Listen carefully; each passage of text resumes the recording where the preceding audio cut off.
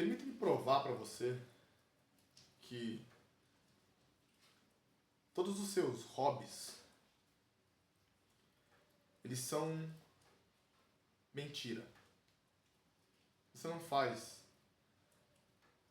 ou os pratica porque você gosta deles. Vou provar isso para você agora. Você gosta de academia? De treinar? Como eu treino de vez em quando? Você gosta de algum esporte? Joga videogame? Eu jogo. Você gosta de, sei lá, qualquer hobby que você tenha? Viaja bastante? Ou gosta disso? Ou ao menos a ideia disso?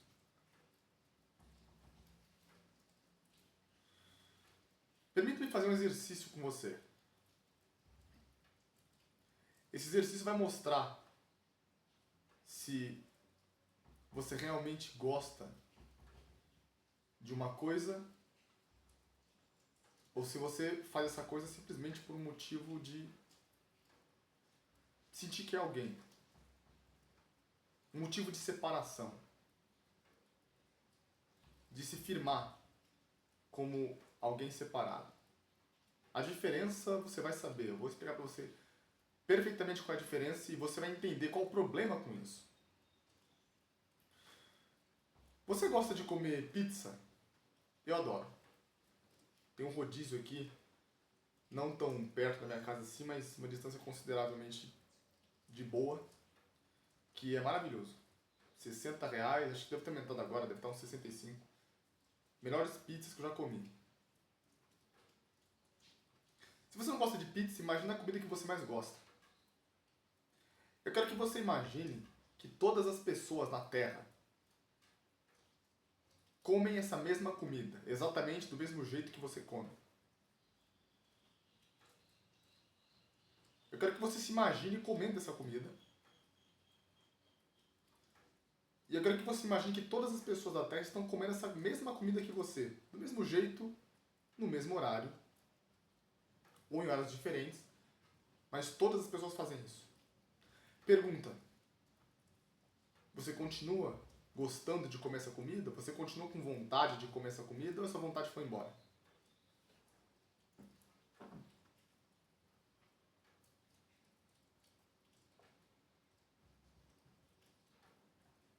Agora eu quero que você substitua essa comida pelo seu hobby favorito. O meu, por exemplo, eu gosto de... Ultimamente eu não tenho gostado tanto de treinar assim. Treino mais por causa da rotina. Mas eu tenho gostado bastante de moto ultimamente.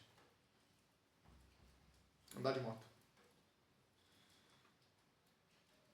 E depois que eu estava com uma moto maior, estava porque não estou mais. A moto está na seguradora, vai dar PT.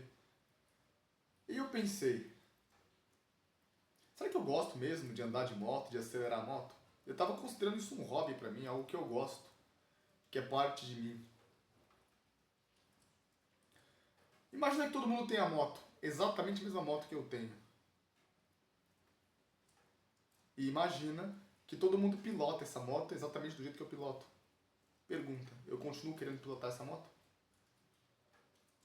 Sim, para ir no mercado, para ir à academia e para o trabalho. Só pelo propósito útil, concreto dela, não mais por diversão. Ou seja, não é pilotar a moto que eu quero e que eu gosto. Não é isso que me diverte. O que me diverte é saber que eu estou no meio da via, ágil, rápido, enquanto os veículos ao lado não estão. O que me interessa é a capacidade que essa forma tem de me destoar e de me separar do contexto em volta, ou do contexto psicológico. Não sei se você está entendendo. Qual o propósito desse exercício, de você imaginar essas situações que eu disse para você imaginar? O propósito é você reconhecer se você realmente faz algo porque é necessário para você, porque você genuinamente, espontaneamente gosta daquilo, ou se você está fazendo por um mero propósito de separação, por um mero propósito de montar a sua identidade. Se, quando você fizer esse exercício imaginativo, você responder para a pergunta se você continuaria ou não praticando essa diversão, esse hobby ou essa atividade, se a resposta for sim, como no caso da pizza, então você faz aquilo porque você realmente, naturalmente, faz aquilo, gosta de fazer aquilo. É algo natural seu. É como uma necessidade. Se a resposta for não, então não é do objeto que você gosta, mas sim da função psicológica que ele gera em te separar mentalmente de um contexto. Reforçar a sua identidade.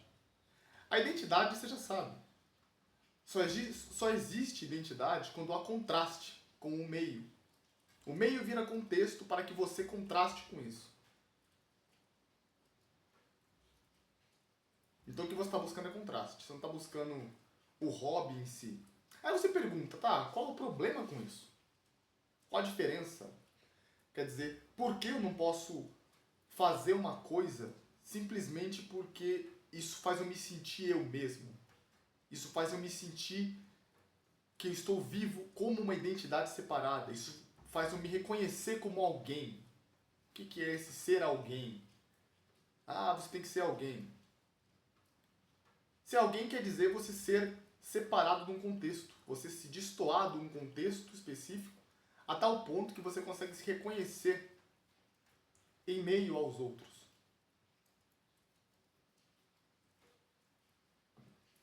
Você já sabe que todos os seres humanos da Terra têm essa natureza. Todos têm essa natureza.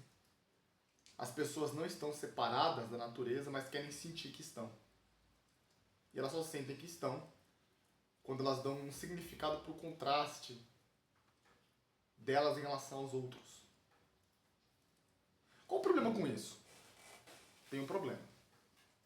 Quando eu estou comendo a pizza, que é algo que eu gosto de fazer de fato, quando você está fazendo algo que você gosta de fazer de fato, e não que você gosta do contraste de identidade que isso te dá em meio aos outros que não fazem,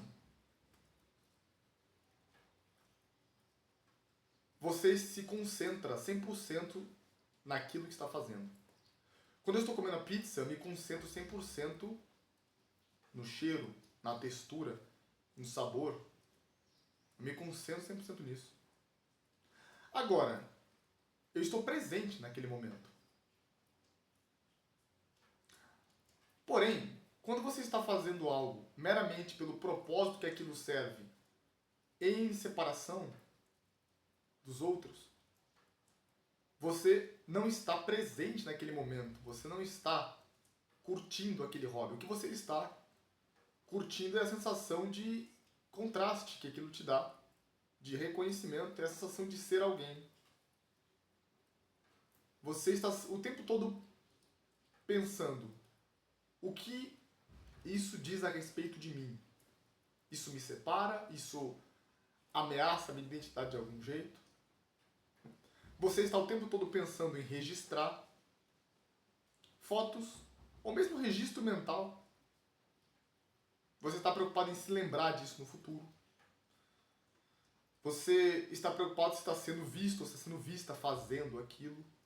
Muitas vezes, se você retirar totalmente a plateia que forma o contexto em que você vai formar a sua identidade, formar o seu contraste para te dar impressão de separação, se você elimina isso, você perde a vontade. Eu pensei nisso bastante. Vamos supor que isso é um exercício que todo mundo já fez alguma vez, eu acredito. Vamos supor que toda a população humana fosse limpa da Terra e só sobrasse eu. Eu e a minha moto. Eu vou continuar querendo correr com a minha moto e fazer gracinha? A resposta provavelmente é não, ou a vontade de fazer isso vai reduzir significativamente. A verdade é que a nossa consciência, ela está fragmentada. Fragmentada no sentido de nós achamos, nós queremos achar que nós somos separados dos outros e separados do mundo. A identidade que a gente forma para nós mesmos só sobrevive nesse meio. Um meio onde há um contexto, um público e há aquele que se destoa, aquele que se destaca. Uma forma que representa contraste.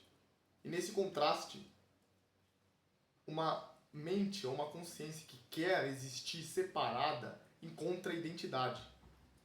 Se firma nisso. Eu estava vendo um caso de uma mulher que foi escalar o Monte Everest e acabou morrendo ali. E eu sempre me perguntei por que as pessoas fazem isso? Quer dizer, por que eu preciso escalar o Monte Everest? Eu não posso escalar qualquer outra... Por exemplo, por que eu não posso escalar qualquer montanha em qualquer lugar? Por que tem que ser no Everest? Por que tem que ser nessas montanhas inacessíveis?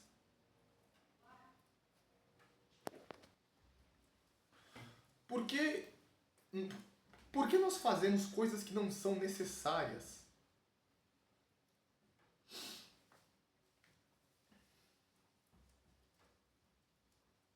Escalar o Monte Everest significa separação. Significa contraste. Ninguém faz isso e eu sou a única pessoa que vou fazer isso, ou uma das únicas. Tá, vamos supor que essa mulher tenha escalado o Everest e tenha descido depois. De duas uma. Ela vai precisar tirar foto e gravar tudo que ela fez e ficar repostando aquilo para que as pessoas formem esse contexto onde ela se destoa o tempo todo. Note bem, uma coisa que eu percebi. Nós não nos preocupamos, quer dizer, nós nos preocupamos demais em registrar os nossos hobbies, ao invés de simplesmente praticá-los. Para que as atividades desnecessárias que nós fazemos, para que isso sirva como uma forma da consciência manter a impressão de separação, utilizar esse contraste. Você está entendendo o que eu estou dizendo contraste? Está entendendo o que eu estou falando, né? Você está fazendo, ou praticando, ou sendo uma coisa que os outros não estão sendo, fazendo ou praticando. Isso gera um contraste entre você e os outros. E nós nos fixamos nesse contraste como uma forma de identidade, uma figura imaginária identitária que nos diferencia dos outros. A identidade necessariamente é um contraste que nos diferencia dos outros. Se não há diferença entre você e os outros de nenhuma forma, de nenhum jeito, nem objetivo, nem subjetivo, então não há identidade. Há apenas uma continuidade, não há identidade nenhuma. A identidade, ela é um contraste que nós confundimos com separação. Note bem, eu não estou dizendo que todos são iguais. Não, eu estou dizendo que as pessoas, elas possuem semelhanças, mas também possuem formas diferentes. Talvez gostos diferentes, aspirações diferentes, aparências diferentes. Mas é só uma mudança na forma. Não é uma separação. Uma coisa é mudar a forma de algo que é contínuo. Outra coisa é algo ser separado. Entende?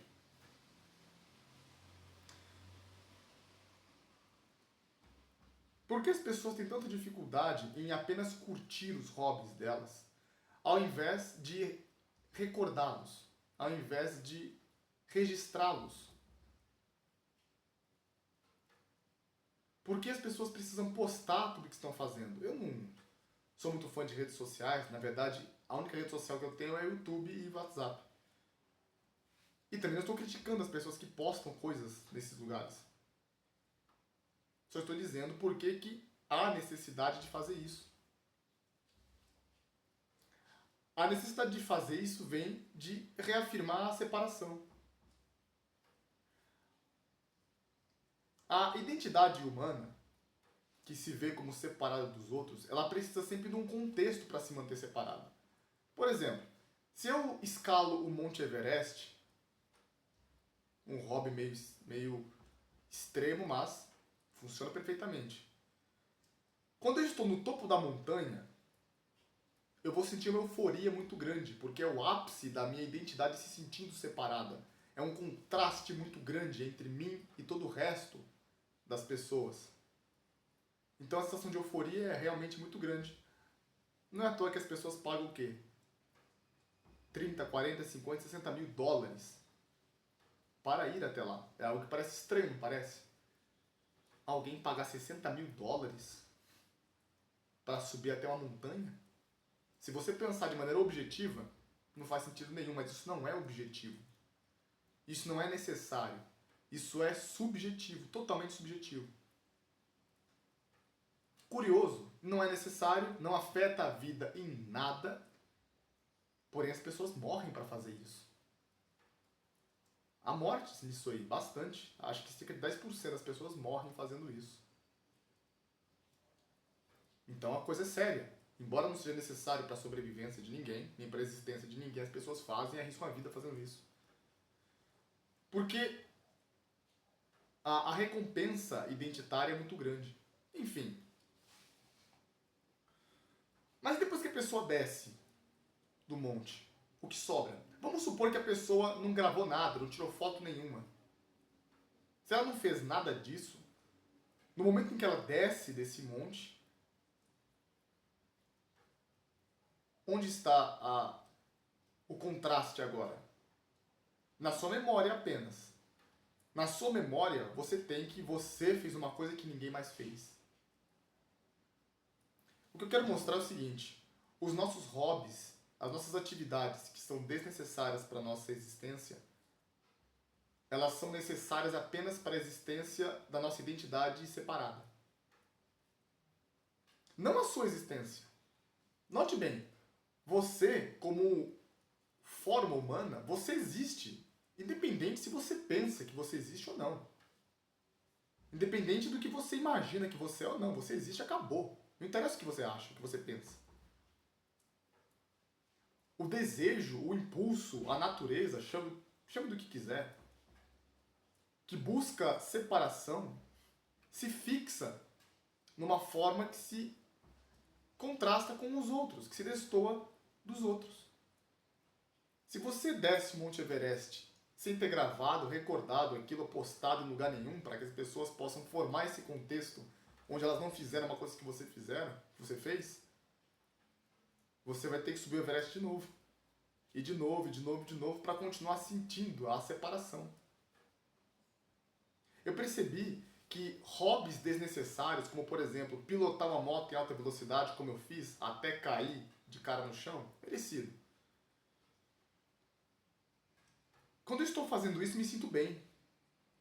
Eu me sinto muito bem. Quando eu não estou fazendo, me sinto mal. Eu já falei com uma pessoa que gosta muito de viajar. E ela se sente muito bem enquanto está viajando. Mas quando volta de viagem, se sente mal. Falei com uma pessoa que parece que estava saindo com um cara. E quando ela estava com esse cara, ela se sentia muito bem. E quando não estava mais, se sentia muito mal. Isso tem alguma coisa errada com isso. Isso não é normal. Quando você está fazendo a atividade que você gosta, você se sente bem, eufórico. Quando você não está fazendo, você se sente horrível. Tem alguma coisa errada nisso. Quando você está praticando um dos seus hobbies, você sente que você é alguém. Você sente que o mundo faz sentido, você sente coerência. Você sente que as coisas... que você existe. Não, você existe de qualquer forma. Você sente que você existe como uma identidade separada. Você está fazendo uma coisa que... O ponto é o seguinte. Nós não gostamos dos hobbies, nós não gostamos das atividades que fazemos simplesmente por gostar delas. Nós gostamos do significado que elas carregam em separação para nós. Basicamente, nós gostamos do que as atividades dizem sobre nós.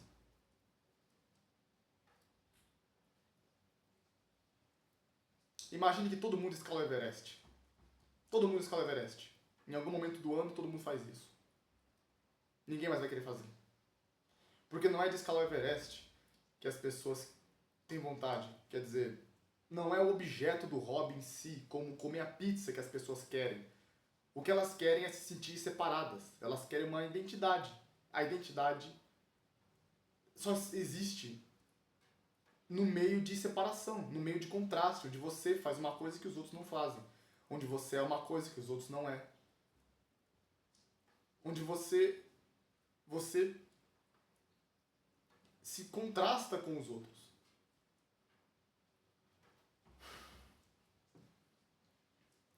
Os vídeos anteriores que eu fiz falando sobre atração tem esse fundamento.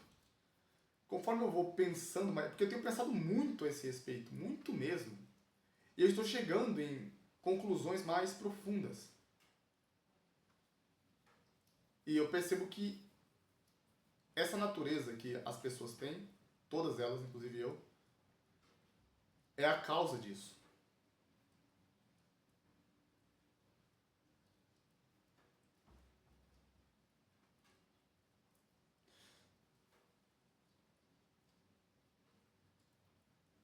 Tem um outro assunto que eu estava pensando a respeito também.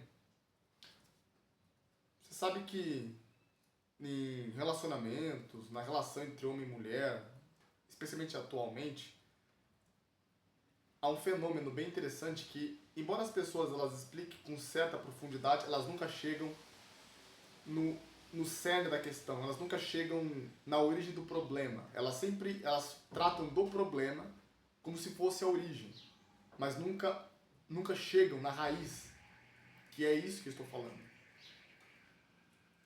A mulher atualmente, dos 15 até os 50 anos, ela recebe uma atenção extremamente vasta de homens. É muito homem dando atenção para ela. Não precisa necessariamente ser nas redes sociais, no trabalho, pessoalmente. É uma coisa totalmente desbalanceada. Tem experimentos na internet falando sobre estatísticas de redes sociais, de aplicativos de encontro. Cara, a mulher recebe milhares e milhares e milhares de matches, de mensagens. Isso acontece todo dia. Você pega um cara, não é quase nada. E por muito tempo eu não entendi o porquê que há esse desbalanço tão grande. Pensando bastante, eu cheguei na conclusão. Eu sei perfeitamente o determinante nisso aí. Eu acho que eu vou fazer isso no próximo vídeo, que não vou fazer agora não, para não ficar gigantesco o vídeo e mudar de assunto. Mas eu vou postar um vídeo agora mesmo, que eu vou falar exatamente sobre isso. Por que a experiência da maioria dos homens em receber atenção do sexo oposto é tão escassa, mas o inverso não ocorre. O inverso é o oposto, é tão abundante. Por quê? Por que a coisa tem essa dinâmica? Você vai entender perfeitamente por que essa dinâmica. Eu já dou a dica. Tem tudo a ver com separação. O homem, ele quer se separar, ele quer se destoar do contexto em que ele foi inserido, contexto psicológico que ele foi inserido, e a mulher de um outro contexto psicológico que foi inserida. Na verdade é o mesmo contexto, só que tem efeitos diferentes para um e para outro. Você vai entender isso aí.